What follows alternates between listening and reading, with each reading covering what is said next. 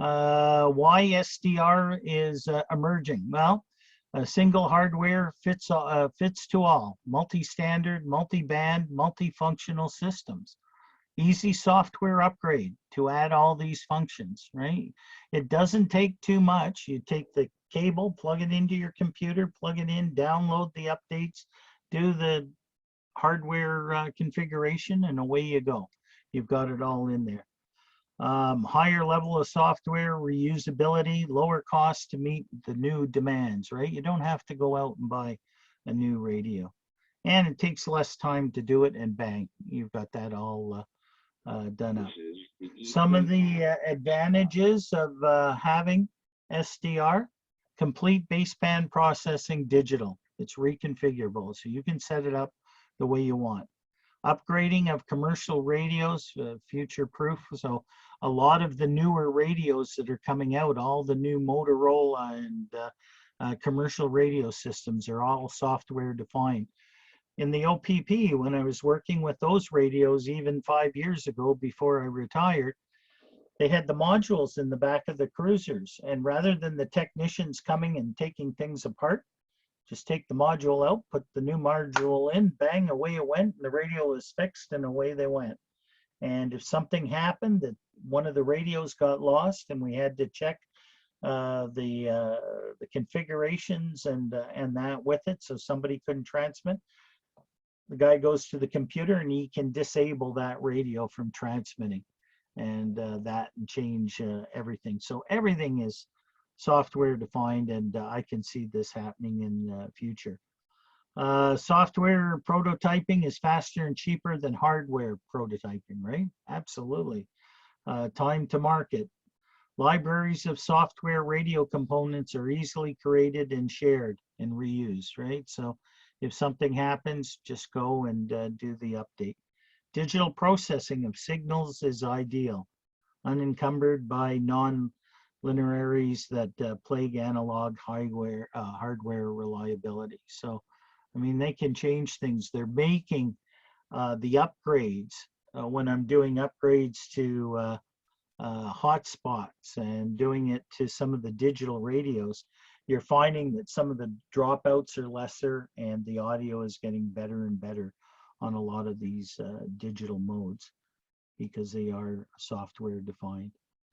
And potential services and applications, well, you've got military that are using it. I'm sure Daryl can explain quite a bit about some of the software defined technology he used in the military. I mean, it was fascinating. A lot of you left, but Daryl and a few others of us stayed on last Saturday, and Daryl was relating a couple of stories on some of the military aircraft that he flew in, and that it was just amazing, the technology. Commercial grade, well, we all know commercial, police, fire, ambulance, construction, and public safety, the Coast Guard, all the different public safety organizations. I bet there's all kinds of, and I'm not going to bring this topic up on the Zoom this morning, but I bet it'll be interesting radio listening to all the groups in Ottawa this weekend. So you can imagine what's going on there. So, all this stuff that's happening, the technology is there. Some of the drawbacks, of course, large computer power is needed. Well, if we're looking at the big commercial systems, power consumption, battery sizes, but now the advent in the new batteries now, they're saying this new ID52 with the extended battery will last 2 or 3 days. That's amazing. If any of you got some of the Anytone or even those Bofang radios, batteries last a long time. Complexity, multi-mode devices, well, they do get a little bit more difficult in the menus, like I was fiddling around trying to get into, but you know what? You have to learn that, and that will come. And maybe there's going to be higher initial costs. Who knows? It may be there.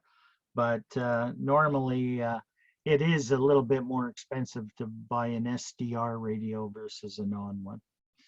But advanced techniques, radios with intelligence, smart antennas that will marry up to your radios, multi-user detection so they can adapt to individual users, interference cancellation. Oh my God, you know, look at the interference we've all been talking about. Adaptive techniques and over-the-air provisioning and software download. So, you know, all these technology things are going very quickly. And if you look in the past, back in 1955, you know, our hardware device radios, you bought that radio, that old Collins or Helicrafter or Heathkit or whatever, there wasn't really much you could do to it. You put it together, you turned it on, and if you were having a hard time listening to various devices, and anybody that has bought one, I know Bob can tell you with that new 10 DX that he's got, he's probably finding he's hearing stuff that he would have never heard off his previous radios. I know with my 7610 and my 7300, oh my God, it's the receivers on that are amazing. 991s out there, anybody that's got any of the latest Kenwood equipment, I mean, those receivers are amazing. You put on that filtering and you know, the suppression on it, and it's great. And I know Igor can probably talk a lot about using those radios in contesting and how great they actually are. As time went on, when we got into the early late 1990s, early 2000s, software controlled radios started to emerge. And now you had equipment where you could control it with certain software. And then we got into the SDRs, the software defined, around 2010 and that. And that technology, and look how it's evolved now. And they're saying even to 2030, ideal software defined radios. I mean, I just can't imagine where ham radio will be by 2030. It's just, look at how far it's come now with just this digital technology that's out there in software definement. So we're growing and it's going fast, and the market is there for sure. You look in Asia, they have various different protocols. I won't bother reading all these things with it, but the protocols are there, and it's going worldwide. In Europe, they have the same type of technology, maybe a little different, but you know, they're using different, here's France, Telecom, Telefónica, I guess, Siemens, Motorola, Panasonic, Bosch, you know, all these various different networks and that. And of course, if we get into North America here, we're finding that a lot of the software defined labs and things that are going on, and now the new broadband and technology, the 5Gs coming out, all this stuff is all going to be software defined that way with it. Is it useful? Well, it's cost saving. How many here want to save a penny? I think we all do in these times. It's not necessarily replacing hardware. You don't have to go out and buy a new radio. Yes, it may cost you initially to buy one of those radios, but a radio like Bob bought, like I've bought, some of the others have bought here, it's going to last a long time because the companies are going to keep improving them and improving that way. Multi-band, multi-standard, so different things that come out, if there's a new standard, they're going to implement it in that radio. Enhancing the system performance of functions. So now when you only had on an old radio 15 buttons and that's all you could do, now on a new software like I showed you on the 7300 or the 9700, they've already got the blanks filled in there for the next updates that'll go in, and they'll start filling them up, and they can do it. And of course, we do have opportunities, and there may be challenges to make it work, but isn't that the fun of amateur radio? So that's the PowerPoint presentation that I had for you people. A little bit on it. I want to thank that gentleman that put that PowerPoint. It kind of gives you a little bit of an overview of what's happening. So let's take a look at where you can go. And the first site, get a pen and paper out, people, because you may want to jot all this down. Then we'll open it up for questions and answers and comments from others on here. So let me just go to here, and I want to go here, and I want to go down here to this site. Okay, now we'll go back here, go here, go here, and go here.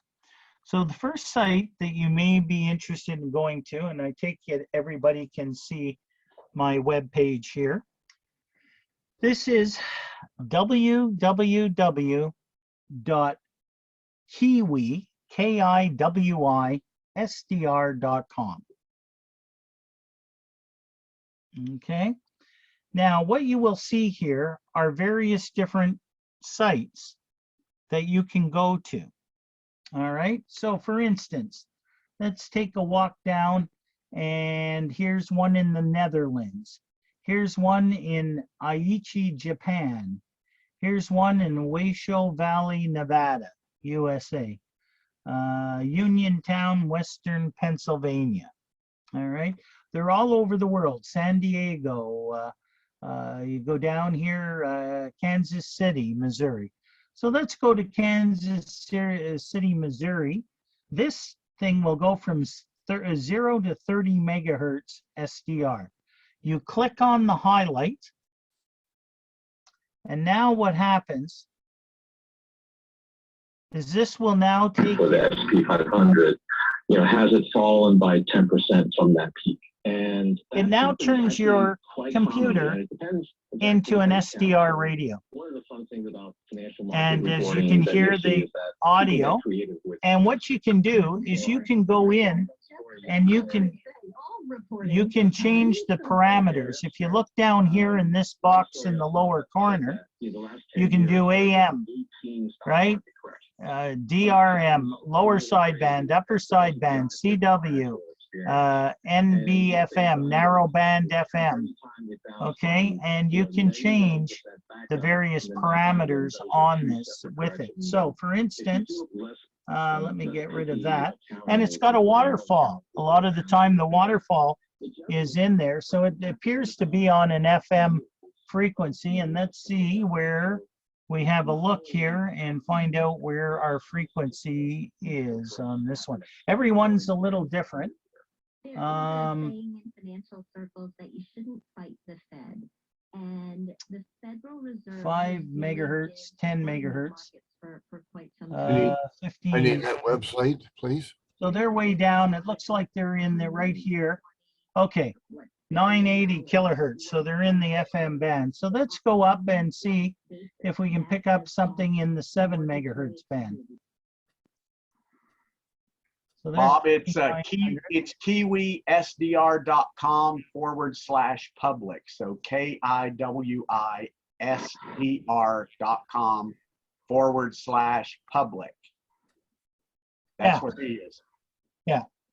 I'll give these things in a little bit, but Okay. Thank you. okay, so now I'm going to go to lower sideband. You can tune that radio or no? Yes, absolutely. Yeah, that's what I'm doing now. Oh, cool. So I'm on lower sideband. I'm on 70. Where are we here? 70, 78. And I'll go up a little bit.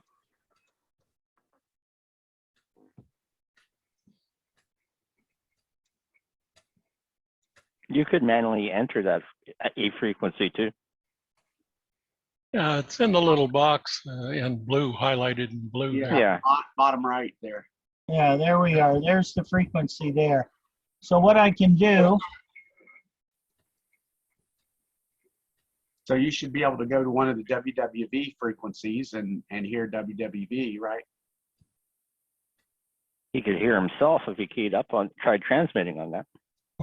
Yeah, there you go. well, Well, that's how people test their radios, see how they're getting out. That's Yep. cool. That's cool. well, that's an excellent question that you had there. I mean, absolutely.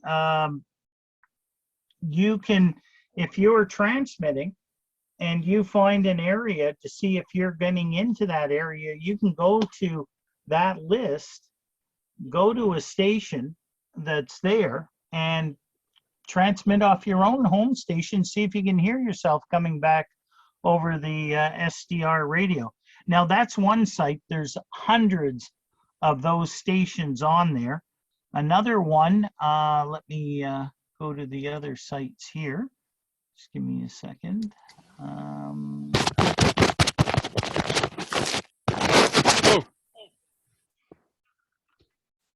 Mark. Is he okay? Did he fall over or what? No, I hit the unhit the mute button by accident.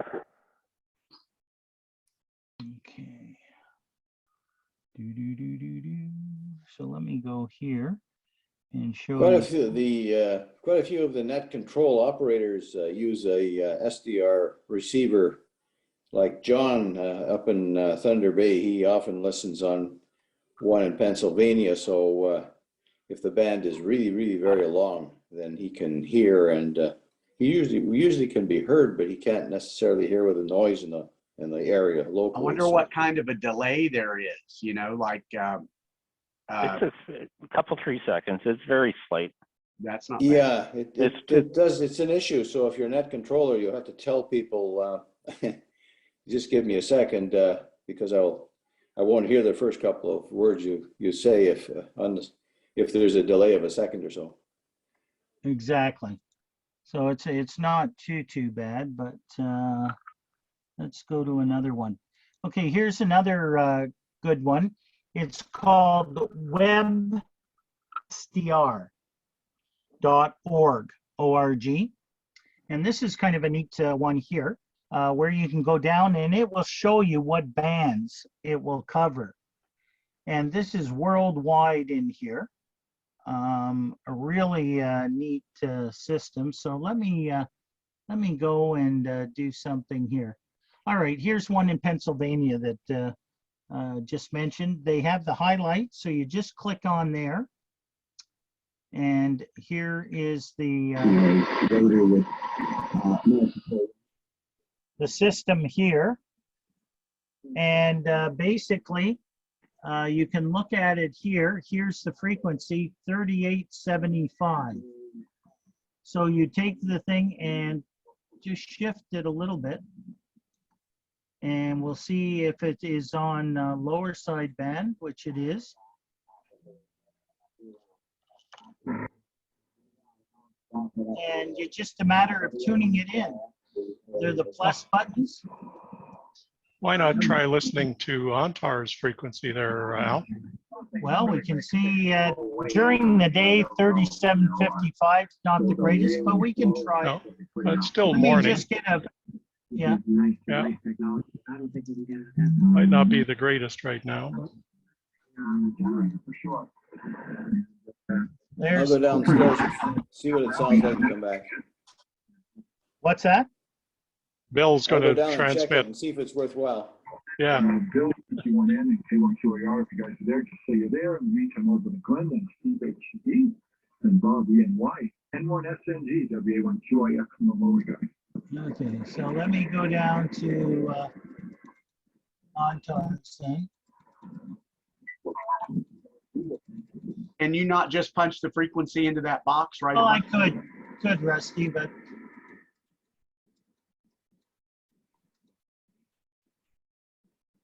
Don't think anybody broadcasting right now.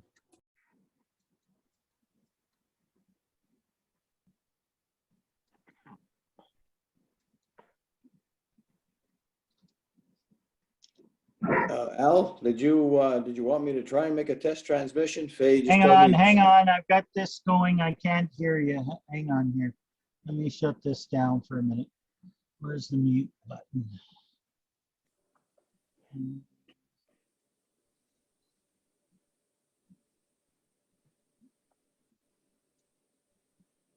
Oh, well, let me just, I'll go back. All right, sorry. Go ahead with your question. It's Bill here. Did you want me to try a test transmission, even though Faye said that band is very noisy? Yeah, I can go back there and we can listen. I didn't hear anything, but stand by. You put your call sign up, Bill, I'll call you from Oshawa. Okay, I can bring the tablet with me and see what it sounds like. I gotta find it first. Where's Pennsylvania? Right here. Okay. Hang tight. Hey, Al, if you look on the right hand, if you went back one page and you look on the right hand of all the listing, they tell you what kind of antenna they have. Yeah. You might have a better chance if you choose which antenna is on the SDR. They're here, ladies and gentlemen. They are here. Lower side down. So that's it. Oh my God. Just want to point out to you guys, they're just kind of like rolling in and just, I don't even think they're being given a choice. Pat, you may want to mute your signal there.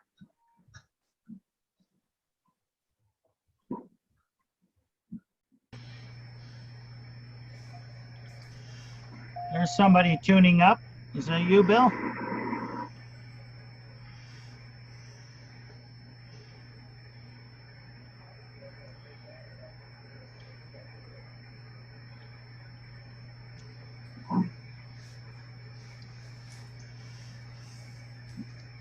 V3 KZT monitoring.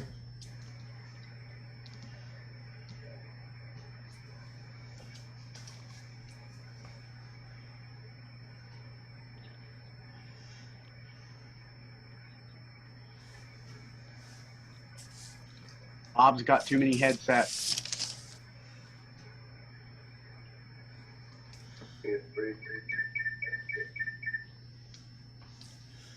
VE3 Echo Tango Echo. Do you copy, Bob?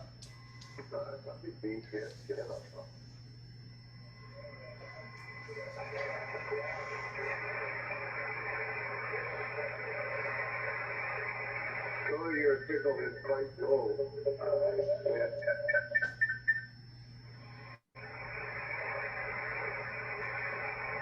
V3 Echo Tango Echo and Elliot Lake, over.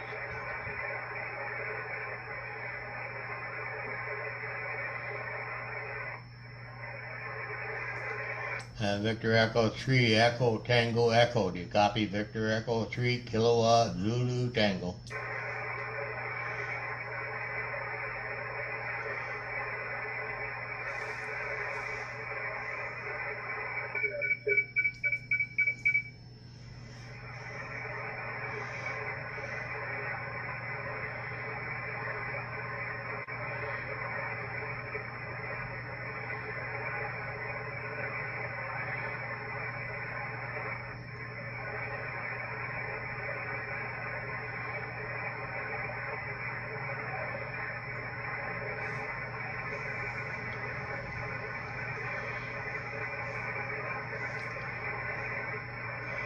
Victor Echo 3 Zulu Foxtrot. Copy, Igor? Ja, het was leuk om tot 10 uur tijden te gaan doen. Af en toe irritant is ook hopelijk was het regelmatig ook weer stil was. Dus dat gaat toch al een groot verschil, hè? Ik kan me ook herinneren dat de windkracht, nou, misschien al meer dan deze hebben gehad. Er waren van die volwinden zo rond een uur of 5. En dan werd er via de radio gezegd, pas op, 7 met de zaak, want... So that's how you can go in. Dat zag je gewoon niet aankomen, hè. Dat is ook niet aan de lucht. That's how you can go in and listen to countries all over the world and listen to amateur bands and not only amateur, but military, shortwave, all kinds of various different frequencies on there, and configure your radio. So if you're new to ham radio and you want to play around, you can look over here. It shows the various types of frequencies that you're able to monitor, and the different types of radio or antennas. Here, Yeah, this that one guy's guy's got a beverage on from 0 to 2.048 megahertz. That that you were looking at there, beverage pointed north. That's very cool. Beverage North, the 5/8 vertical, a beam, and a G5RV. So you can change antennas, go in, listen to a certain band if it's operating, and you know, like Igor showed us the DX map.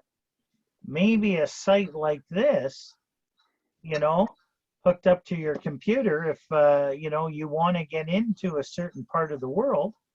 Now, if that band is long, you may not know, but at least you know if there's activity there and what's happening, or your signals are getting in. So these are those are two sites. I mean, you can Google and there's all kinds of these type of sites, but the Kiwi and this one here, the web SDR.org, are probably one of the two most popular.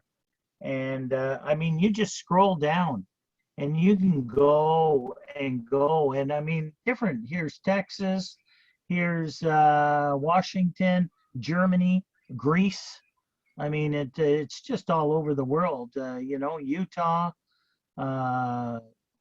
Spain. You know, it just the list goes on, and it shows some. And even there's some have got the higher frequencies for VHF, UHF. Now, some may be in the official language of that country, of course, but a lot maybe you'll find English and that with it. Here's Romania, you know, and that with it. So it's kind of cool. And you know, when you click on, depending on where you go with it, every one, like here's Russia. So if we go to Russia, click on that one. Is there a site in Canada that you can go to, Al? Well, good question. There's, let me see if I can get to the map. Where was the map? Yes. Bottom of the screen, Al. Scroll right down to the bottom. Okay. If you will take a look to the chat, I sent link for the SDR which located on the Hawaii. This SDR is very good. Beverage has 75 meters located to the north. This is for the Kilo Lima 7 to the Europe, etc., etc. And during CQWW 160 CW, I saw from the Hawaii how East Coast operated on the 160. A very good receiver. So this is what I found. Like, you can take a look to this link in the chat. Okay. But yeah, here's the here's some places where they've got. It doesn't appear, Claude, that there's much anybody's really streaming much from Canada, or maybe not on this website. You may go to another website where you may. The Kiwi site has all sorts of Canadian. Kiwi has Canadian sites with it. Yeah, lots of Canadian and Quebec sites on Kiwi. Okay.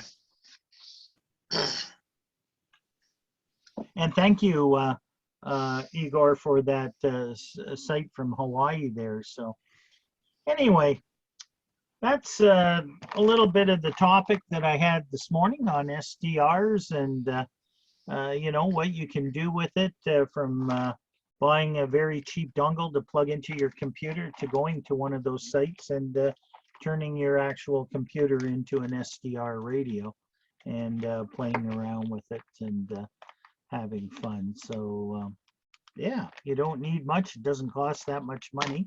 You know, every topic that I do on here spend more money, but this is kind of a topic where you can spend a little bit of money.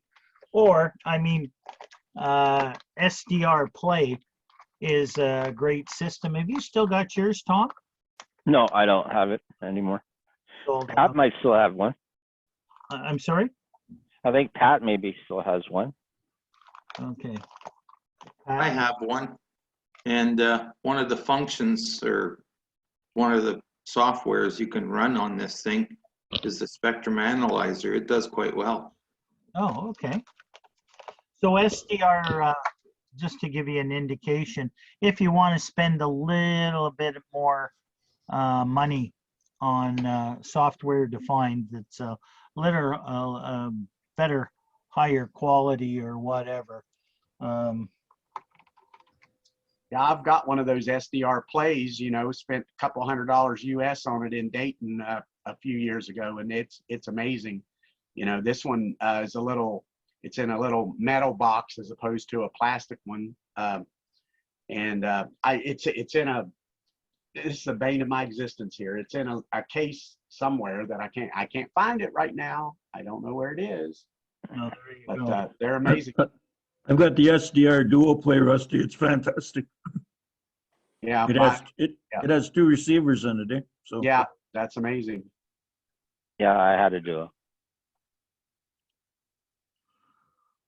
And way back in the day, man, a long time ago, I bought a Win radio in Dayton one year, and it's a fantastic SDR. It was damn, it was like $700 or $800, and you could purchase software to add packages to it. Like I bought the P25 package and the professional demodulator and all this crap for it. You know, I probably have $1,000 in it. The damn thing's sitting on the shelf down there, you know, so. the only trouble with them, Rusty, as I found out, is you need a lot of computer horsepower to run them. Yeah. Oh, yeah. I tried to run the SDR play. Was supposed to run on a Raspberry Pi, and I tried that, and it just didn't run smoothly at all. You know, just there was not enough horsepower in the Pi to run it.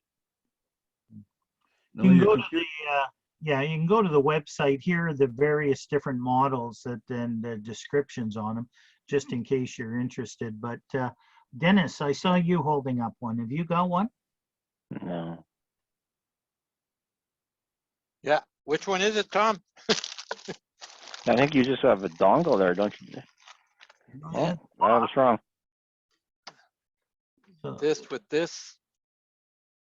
Yeah, he's just got a dongle with a up converter. Yeah. Yeah. Yeah, that's what I got too. Yeah, and which are great. This is just a smaller one, same company as you see here. Yeah. Yep. Yeah. I And have a couple other versions. They've got all kinds of models there, but yeah.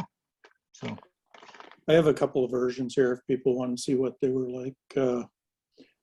This is what the RTL SDR looks like. It was listed on the website that you had shown as one of the things. It's got USB and a light on one end and antenna connections on the other. The antenna connections are depending on frequency range. Yeah. Okay. SMA, it's nicer if they'd all have SMAs on it instead of those MCX connectors. Yeah. But this is strictly receive and a little more expensive than the smaller dongles that you had shown. In the frequency range, I marked 100 kilohertz to 1.7 gig. The only thing wrong with those SDR plays, they are very nice, but they won't run all the SDR software. Like I don't think that SDR Sharp is a very good piece of software, but I don't think it'll run on the those SDR play boxes. No, they're very specific, Rusty, to what they'll run. Yeah, they are. They have a new software out, SDR++. It's a cross-platform system. It'll run the RSPs. Like I said, I just got to find mine, damn it. That's pissing me off. I don't know where it is. It's in a kind of a soft case and with some other stuff in it, and I can't put my hands on it right now. So that's the story of my life. It's behind your. It's behind your TV, Rusty. Probably. No, I did. You know, the last time I remember seeing it was back over here in the corner, and I've been over there digging and I don't see it. So I don't know. Yeah. So for anyone interested in transmitting, here's a model that you can transmit with. It's in a clear case. I have a metal case. I haven't put it in yet, and it is a little bit noisy. Hack RF1. This one's the Hack RF. You can see Hack RF1. It will also transmit Okay. This one goes up to 6 gig where the others go to about 1.7. Okay. Can you say That's Wi-Fi jammer? Well, you could program it to do anything now. Now Wow. this one, each chip on the board, okay, with the, I can't remember the name of the software right now, but you can direct your signal to different chips around the board depending what you want it to do, how you want it to process it, filter it, things like that. It's highly configurable. What's that worth though? That's a few dollars. Three something, around That's not bad. $300. That's not bad. Depending on where you buy it from. Okay, and that's the circuit board. You have to be careful because there's a circuit board out there that's just a circuit board. You want it populated. There's no way you're going to solder all these high density chips onto a circuit board without the right tools. Okay, this one, this particular one here with Windows 7 gave me grief with the driver that it had.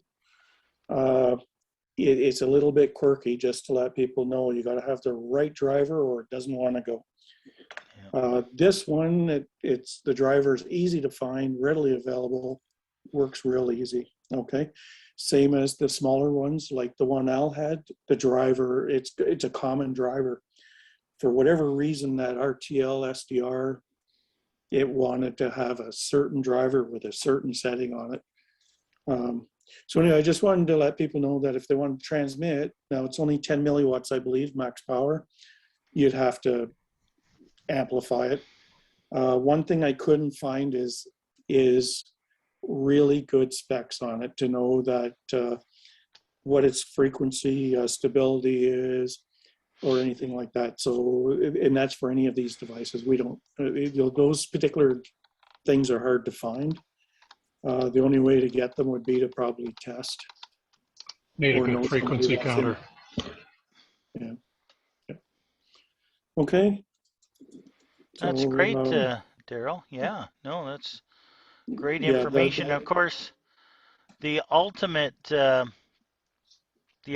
radio.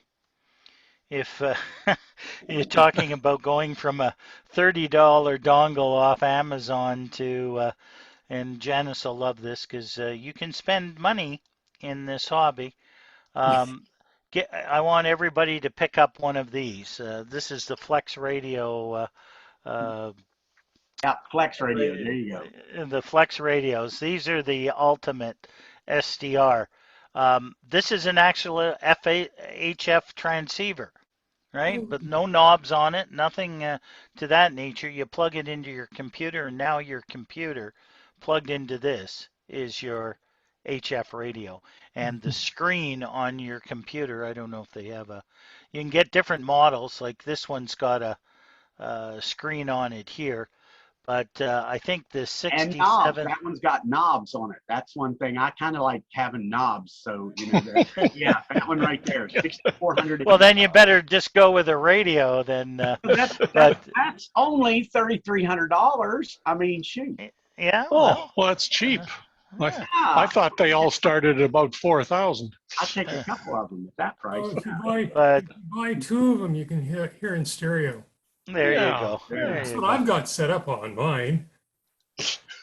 But yeah, no, the Flex. If you ever get to one of the big flea markets like Dayton, Flex Radio have got a whole booth that are set up, and you can sit down with one of the things and work it, and they've got all the computers there. This is the 6400, a very popular model, but no knobs on it, nothing like that. Everything is done off your computer and that with it. So it's kind of interesting. I mean, software-defined systems are here to stay, and this is what they're all about. And you can go as cheap as you want or as expensive, or go to, you're not transmitting, but you're able to receive off those websites that we talked about. Yeah, they use the cheap dongles for a waterfall display on, your regular HF radio. It's hooked up to a receive only antenna, and, it's a fantastic fantastic thing. There's, you know, just your imagination is the limit, really.